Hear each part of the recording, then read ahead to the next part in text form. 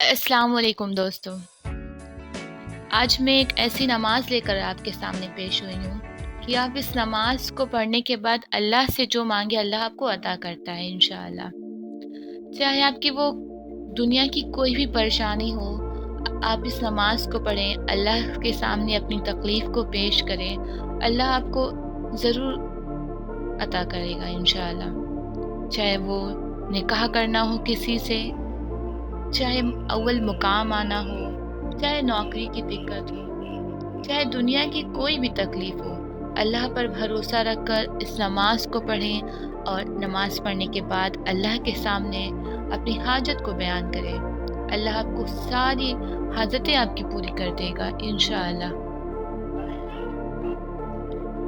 आइए इस नमाज के बारे में जानते हैं, आखिर ये कौन सी नमाज है, इसकी तरीका क्या है और फजीलत क्या है। अगर आपने अभी तक मेरे चैनल को सब्सक्राइब नहीं किया तो प्लीज़ मेरे चैनल को सब्सक्राइब कर दें। इस नमाज का नाम सलातुल हाजात है।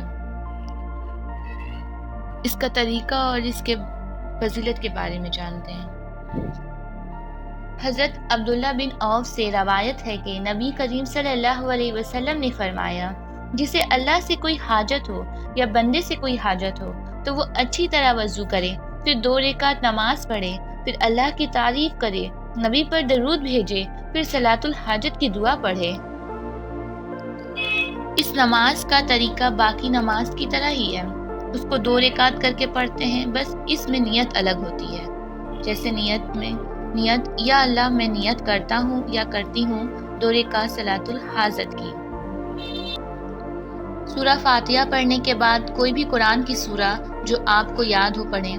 कुछ आमिर या बुजुर्ग इस नमाज में खुसूसी सूरा पढ़ने को कहते हैं, वो भी पढ़ सकते हैं। रुकू सजदा बाकी नमाजों की तरह ही है।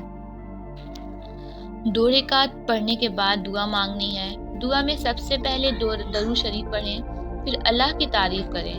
तारीफ में आप तीसरा कलमा या चौथा कलमा या सूरा फातिहा या आयतुल कुर्सी पढ़ सकते हैं। नमाज पढ़ने के बाद दुआ हाजात पढ़ें।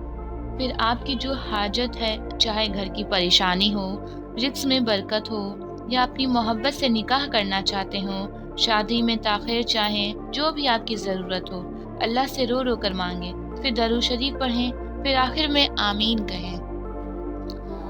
इस पोस्ट को सदका जारिया समझकर दूसरे मुसलमानों तक ज़रूर शेयर करें ताकि वो भी अपनी ज़रूरियात अल्लाह से मांग सकें।